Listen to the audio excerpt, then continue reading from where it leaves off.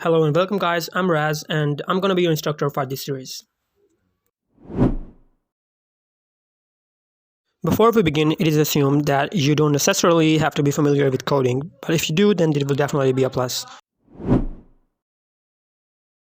On the completion of this course, you will be able to understand Java code, implement your logic to solve complex problems, make standard GUI applications using the Swing library or JavaFX SDK, and boost your career in Java for your backend or into native Android app development, and essentially fall in love with Java. So what is all this first? What is Java? Java is a general-purpose, object-oriented, cross-platform, highly secure programming language developed by Sun Microsystems and was later acquired by the Oracle Corporation in 1996.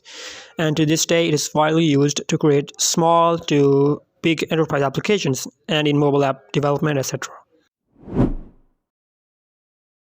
Some of the main benefits of Java over other programming languages is that it is robust and it is class-based, which basically means it is modular and it has automatic memory management and garbage collection and no concept of pointers or multi-inheritance, unlike C or C++, just to make things less complicated and easier. But you don't really have to worry about it. I'll explain everything later in this course.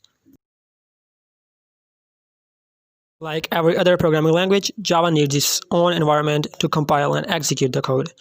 So let's begin with installing Java on your machine.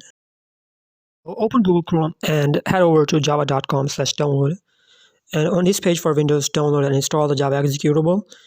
So this is going to be an online installer, and it will install the Java runtime environment and Java development kit in your system. Now there is another piece of software we need to download, that is the IDE. So the IDE stands for Integrated Development Environment, which basically means it's a software which provides an environment to write and run your code.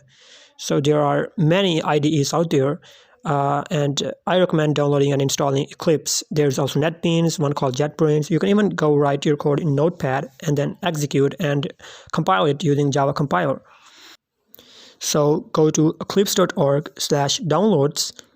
Since I have it installed already, you can go on and select the x64 or 82-bit package according to your CPU architecture. And make sure you have Eclipse up and running, and I'll see you in the next video.